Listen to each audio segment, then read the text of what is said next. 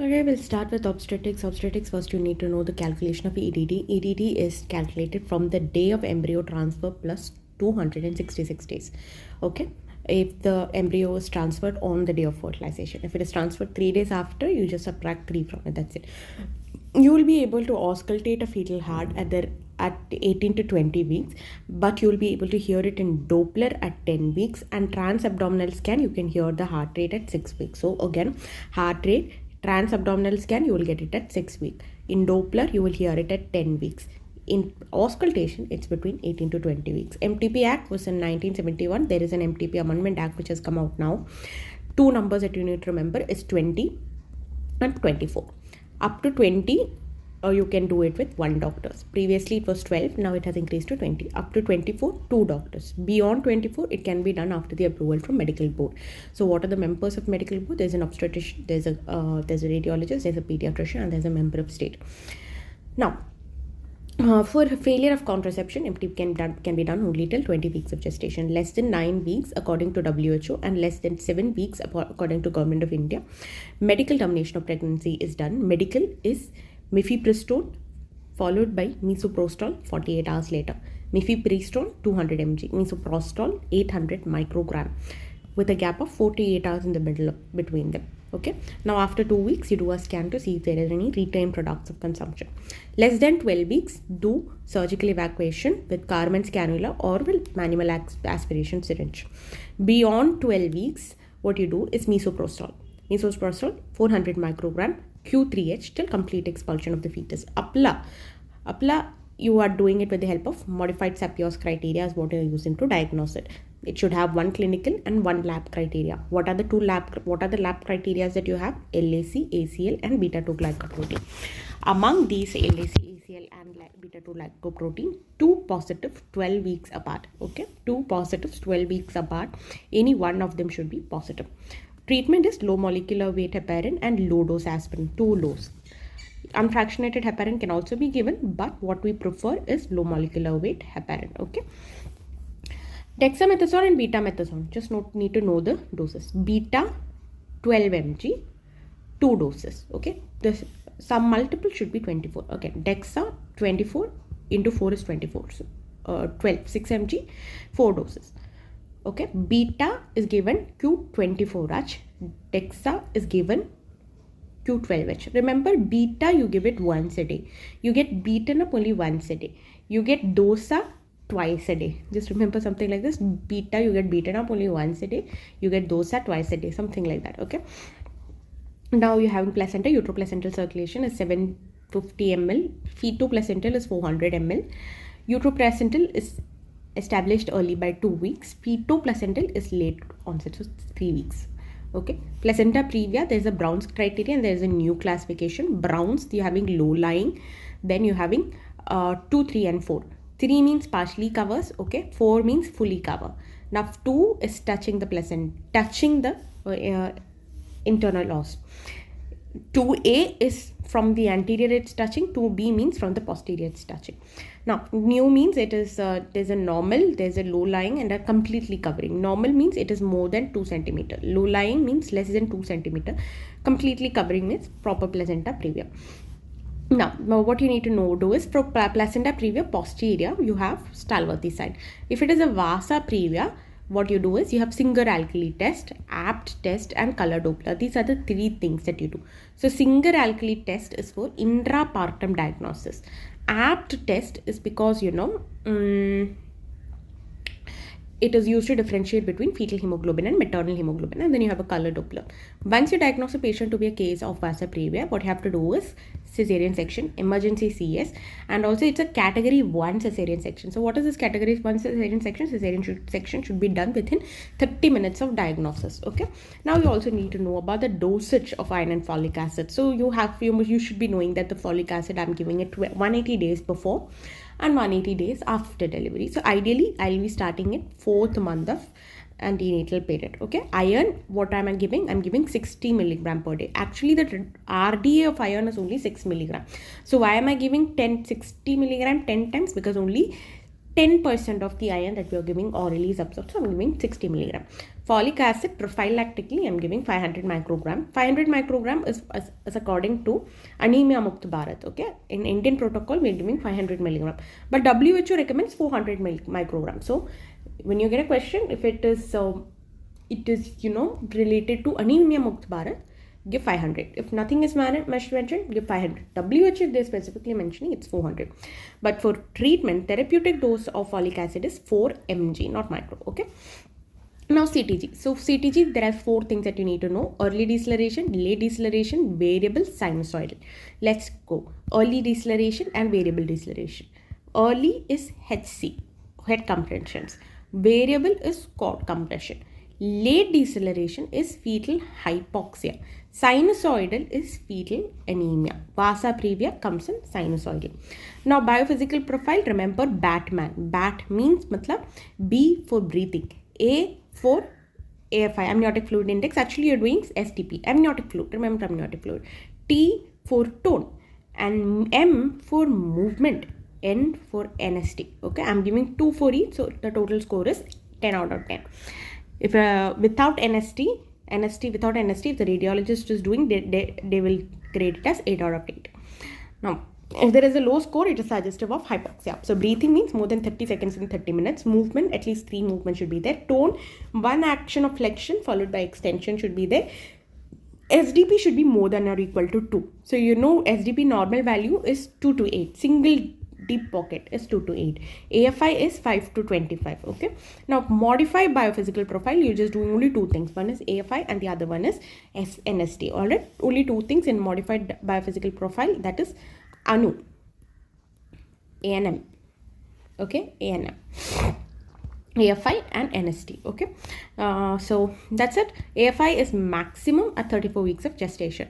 Now to criteria for ectopic, you know, abdominal, you have study for criteria, cervical, you have Rubin's criteria, ovarian, you're having Spiegelberg criteria. Next is gestational diabetes mellitus. The first screening that you're doing it is at the first visit, and ideally you should do it also at 24 to 28 weeks. So Government of India, you're giving 75 after 2 hours. If it is more than 140, you diagnose. It is according to IADP. Fasting you're checking, then you're giving 75, then you're checking it at 1 hour and 2 hours. You have to remember 92, 180 and 153. If any one abnormal, you will diagnose. According to ACIOG, you need 2 abnormal values. So you're first giving 50, after 1 hour it is 140. Then you're giving 100, then you're measuring at 0, 1, 2 and 3. So if it is 140 here, then put the same values here. 92 becomes 95, 180 becomes 180, 153 becomes 155.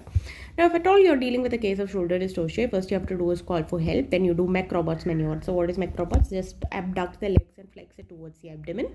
Then is Rubin's 1 maneuver, that is I'm giving the suprapubic pressure. Suprapubic pressure, I'm giving suprapubic pressure in order to turn the anterior shoulder. Next I'm doing an episiotomy. After episiotomy I will do 2 rotations, 2 methods. Either I can go for Wood corkscrew or Rubens. If that is not working, I'll try to deliver the posterior arm. If that is also not working, I'm going to try Gaskins. If that is also not working, I'm going to do cladotomy, Zenevellis and symphysiotomy. Zenevelli, I hope you remember, push the baby back inside and then do an emergency CS. Pitchards regimen, already very clear. Loading dose and maintenance dose. What is loading dose? 14 gram. So 4 gram in 4 gram, that is equal to 4 vials plus 12 ml NS. That's what you give. Then 5 gram each, 5 vial you take in IM in each buttocks and 5 gram in alternate buttocks every 4 hourly. Loss of diastolic notch is something that should trigger us. Then anemia management is simple. I hope you remember that is for mild to moderate.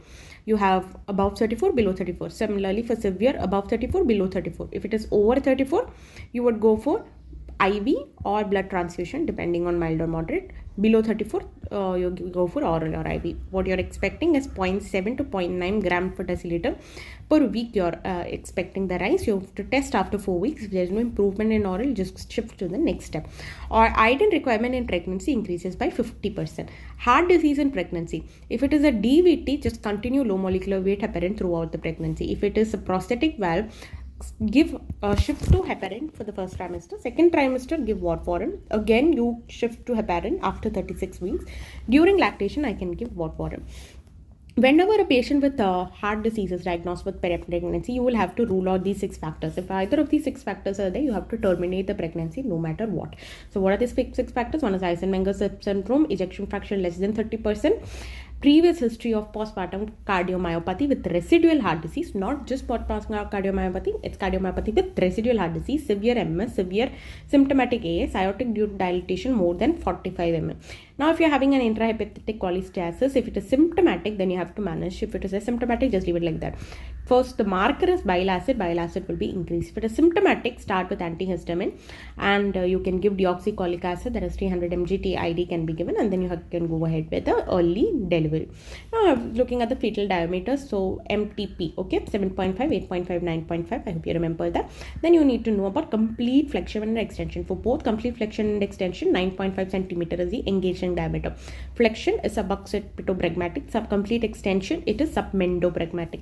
If it is partial extension, what are we dealing with? We are having mentovertical presentation. 14 centimeter can never go with vaginal delivery. I have to proceed with cesarean. It will be also given as bro presentation. If it is a deflexed head, if it is deflexed head, then it is either suboccipitofrontal or occipitofrontal. If it is suboccipitofrontal, sub, no? So 10. Occipitofrontal is 11. Occipitofrontal is 11. Suboccipitofrontal, sub, right? So 1 centimeter less. If it is a complete extension, first what I have to see if it is a mento anterior or mento posterior. If it is mento posterior, I will proceed with a cesarean section. If it is mento anterior, I will go ahead with vaginal delivery. Now I have to look at the maternal pelvis. Alright, so maternal pelvis, I am having a pelvic inlet and a pelvic outlet and an interspinous diameter. Pelvic inlet, how do we remember? We have TOA, 13, 12, and of course TOD, 11, 10 to 10.5 and 12. This should come like water to your hand. So A, just reverse it, 13, 12 and 11. So in short, if I ask you, and the interspinous diameter is 10 to 10.5. Inlet, transverse is the longest. Outlet, AP is the longest, TOA. Alright. Now, contracted pelvis, anything is defined as a contracted pelvis. If the shortest of anteroposterior diameter, what is the shortest anteroposterior diameter in the inlet? That is oblique obstetric conjugate. Obstetric conjugate, it is normally 10 to 10.5. If it is less than 10 centimeter, I can call it a contracted pelvis. If the interspinous diameter is less than 8, intertuber diameter less than 8, if one ala of the sacrum is absent, I call it Negri's pelvis. If both the ala of sacrum is absent, I call it the Robert pelvis. Alright.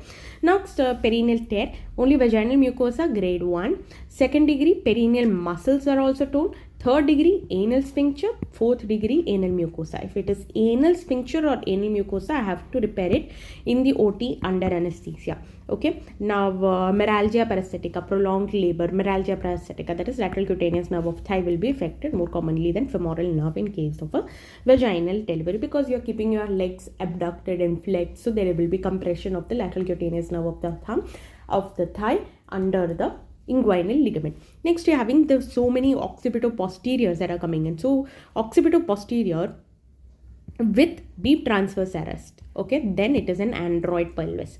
If they tell you occipitoposterior just taking a lot of time, it is gynecoid pelvis. If they mention a word persistent occipitoposterior or direct occipitoposterior, persistent is anthropoid pelvis. Okay, if it is a face to pubis, again it is anthropoid pelvis. Persistent, direct occipitoposterior, face to pubis, all anthropoid pelvis. Okay, now breech delivery, you need to learn the maneuvers. If it is an extended leg, I would do Pinard's maneuver. If it is an extended arm, I would do a Loveset maneuver. For a head, I would ideally go with a Byrne-Marshall maneuver or Morrissey-Smalley maneuver. Morrissey-Smalley, when the chin is, if the back is anterior, right? If the back of the baby is facing the pubic symphysis of mommy, I will go for Morrissey-Smalley. If the back is posterior, right, then I would go for Prague. Okay, if back is posterior, I will pray. Okay, back is posterior, I will pray. Prague maneuver. Next is Piper's forceps. Now you have to know Bishop's score, that is pink desk. I need to know mid is 1. Dilatation more than 5 centimeter would be 3. 1 to 2 centimeter would again be 1. Station -2. Okay, and consistency medium is 1. Okay, now for modified Bishop, they just modified this effacement with cervical length, okay, which was 40 to 50 centimeter, 50 percentage, now become 3 to 4 centimeter. That's all.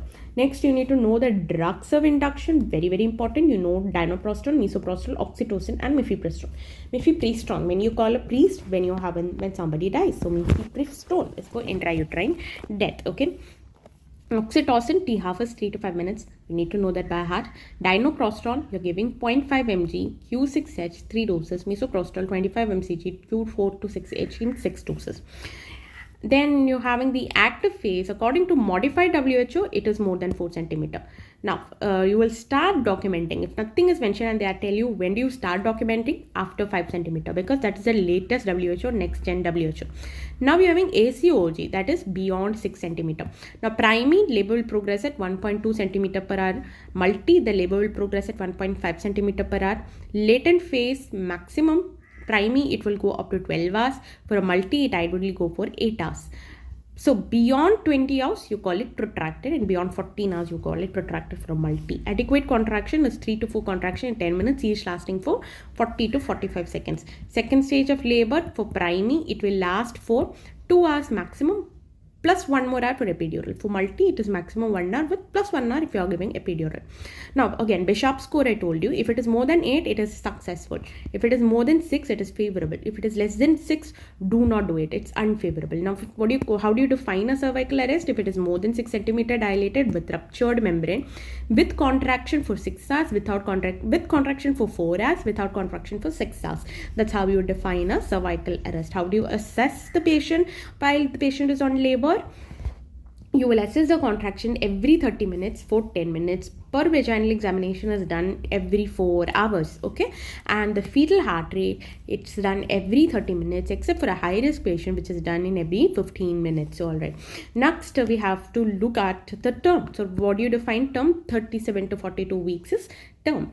Okay, and beyond 42 weeks is post-term, or we can also say 2 weeks post EDD is also post-term. Okay, less than 34 weeks, I would go for tocolysis. So what are the drugs that I use for tocolysis? Nifedipine, atosiban, salbutamol, retordrin, terbutaline, indomethacin, magnesium sulfate. Magnesium sulfate, I'll give it below 32 weeks. Nifedipine, I'll give it below 34 weeks. PPROM, you have to do perspiculum examination and nitrazine benzene test. PROM, if it is above 37 weeks of gestation, I would just induce with misoprostol because it's 37, no? Before, and then the antibiotic I would give was erythromycin. Now, what is it? Fourth trimester. Fourth trimester means it is 12 weeks postpartum is fourth trimester. Preparium, okay, is up to 6 weeks. So, up to 6 weeks, it is preparium. Up to 6 weeks, it is preparium, okay? But when somebody asks what is early preparium, it is 1 week postpartum, okay? So, again, and then when they ask what is the fourth trimester, this is actually 12 weeks postpartum. So, these are the 3 things that you need to know. Fourth trimester is 12 weeks postpartum. Early preparium is 1 week postpartum. Preparium is 6 week postpartum. Okay. Next, the important thing that you have to come across is gestational trophoblastic neoplasm. It's divided as 1, 2, 3, and 4. 1 means it's confined to the uterus. 2 means it's confined to pelvis. 3 is lung. 4 is other SMETs. Okay. So 2 and 3, you divide it as low risk and high risk. This low risk and this one which is confined to uterus, these two you will treat it with methotrexate and folic acid, okay? Otherwise, you would treat it with Imaco. Imaco is a regimen, all right? Now, I will tell you what is Imaco. Okay, Imaco is nothing but etoposide, methotrexate, actinomycin, cyclophosphamide, and oncovin. Oncovin is also known as the vincristine. So again, etoposide, methotrexate, actinomycin, cyclophosphamide, and oncovin. Oncovin is also known as the vincristine. Alright. So now what you need to know is the side effects of this magnesium sulfate that we give for tocolysis. It's nothing but that the baby will have a lot of fractures, and it's going to cause hypocalcemia in the baby. So retordrin has a specific side effect, that is it will cause ARDS. Okay, it causes ARDS in the mother. Now, whenever you see a case of cord prolapse, one rule that you need to know is do not touch the cord. So PPH. All right. Now, one more thing about gestational trophoblastic neoplasm is you're having PSTT, that is placental site trophoblastic tumor, and ETT. In both these cases, you will proceed with hysterectomy. For both these cases, HPL is more than HCG. These are the 2 things that you need to know. All right. Now, what is the management of PPH, postpartum hemorrhage. More than 500 ml for vaginal delivery, more than 1000 or less 10% hematocrit is reduced, or hemodynamic instability. This is how we define it. Less than 24 hours is known as primary. Beyond that is secondary, but it should be less than 12 weeks. So what are the 3 T's that are the causes of it? One is tone, trauma, thrombin, and tissue. Tone, trauma, thrombin, and tissue are the causes of primary. How do you manage? Active management of third stage of labor, control contraction, and uterotonic, delete cord clamping. Uterine massage is not done routinely. So what are the uterotonic that you would give? 10 units of oxytocin, okay, or you can give methergin or misoprostol. Contraindications for delete cord clamping: Rh negative, cardiac disease, fetal distress, maternal diabetes, severe maternal diabetes. Now, how do you manage? Help ABC, then OECM. E is 0.2 mg, 5 doses. Carboprost is 250 mg, 8 doses. Carboprost is most important, but it's contraindicated in case of an asthma. Misoprostol, 800 to 1000 microgram. 600 this misoprostol is 600 microgram that we are giving it for prevention. If that doesn't work, along with all of this, you will add tranexamic acid as an adjuvant. After that, you will do bimanual compression, balloon tamponade. If that doesn't work, take the patient to OT. Try D-line suture. If that doesn't work, try devascularization. First, do bilateral uterine artery devascularization. If that doesn't work, try ovarian artery devascularization. If that doesn't work, internal carotid artery devascularization. Therapeutic dose of oxytocin is 20 to 40 international units in 250 to 500 ml NS, 125 ml per hour. T half is 3 to 5 minutes. Methergin, you have to give 0.2 mg into 5 doses. Okay. OECM. Okay. Methergin is nothing but E. Okay. Ergometrin. Ergometrin is contraindicated in case of Rh negative hypertension and heart disease. Rh negative hypertension and heart disease, ergometrin is contraindicated. All right, now we are looking at the endometrium. Endometrium regeneration, it will start from 7 to 10 days. At the placental site, it will happen in 4 to 6 weeks. There will be rubra, serosa, and alba. Rubra for the first 4 days, serosa 5 to 10 days, alba beyond 10 days. Okay, up to 24 to 36 days it will happen, maximum up to 6 weeks, not beyond that. Antibiotics and obstetrics, the first one is PPROM. What PROM and PPROM? You give erythromycin. Cefazolin 1 gram or clindamycin plus gentamicin is what you give for cesarean section. Mastitis, what you give is cloxacillin, and post-abortal you can give doxycycline. Ectopic, if it is small without fetal cardiac activity, HCG less than 1000, you can go with an expectant management. If it is less than 4 centimeter with the fetal cardiac activity and HCG less than 5000, you can go with a medical management. What does the medical management look like? Either you can go for a single dose regimen or a multiple dose regimen. Give methotrexate 1 mg per kg in 0, 1, 3, 5 and 7. In these days you have to repeat the HCG also, or you can give it as a dose of 50 mg per m square as a single dose. Then you do HCG at 4 and 7th day. Beta HCG doubles every 2 to 3 days. In 12 weeks you having Cardas rule. Complete mole is 46xx, more than 46x5, so women are having more risk. Partial mole is 3n, of which XYY is the rarest partial mole. Next, Rh negative patients, you have to give leukodepleted, doubly centrifuged, O negative, irradiated, CMV negative blood. So Rh negative pregnancy, first do ICT. If it is ICT negative, repeat every 4 weeks. Then at 28 weeks, you give a 300 microgram. Again, after delivery, if the baby is having positive blood group with DCT negative, give 300 microgram before 12 weeks, before 72 hours. If the ICT is positive, check the ratio tighter. If it is more than 1:16, you have to see the MCA. If the middle cerebral artery flow is increased, then see if the patient is below 34 weeks or above 34 weeks. Above 34 weeks, deliver. Below 34 weeks, cordocentesis. If it is less than 1:16, just repeat every 3 weeks. Okay. Next, we are having triple marker and quadruple marker, and then the T1, T2 screening. All right. Double marker is HCG and PAPA. HCG will increase, PAPA will decrease in case of Down syndrome. And T2 you are using USG and serum marker. Serum markers is AFP, acid fast AFP, alpha fetoprotein, beta HCG, unconjugated estriol, and then inhibin A. These are the things that you would look. Beta HCG will increase, inhibin A will increase. AFP and unconjugated estriol will decrease. That is what happens in case of a Down syndrome. But if you are dealing with an Edwards syndrome, everything will decrease in Edwards syndrome. Inhibin A might be normal. But if you're dealing with the case of a neural tube defect, everything will be normal, except the only thing that would increase is alpha fetoprotein would increase. So depending on what is happening, increasing, decreasing, you can determine whether it is a neural tube defect, Edwards syndrome, or a dance. Now, if it is beyond 15 weeks, you can give amniocentesis. Amniocentesis is used for screening. CVS and NIPT, okay, NIPT is done beyond 10 weeks. Best for gestational age: T1 crown drum length, T2 biparietal diameter, T3 femoral length more than head circumference. TVS, it's visible after 1500. Beta HCG becomes 1500. You can see the fetus in TVS. In TAS, you'll be able to see the fetus once after 6500.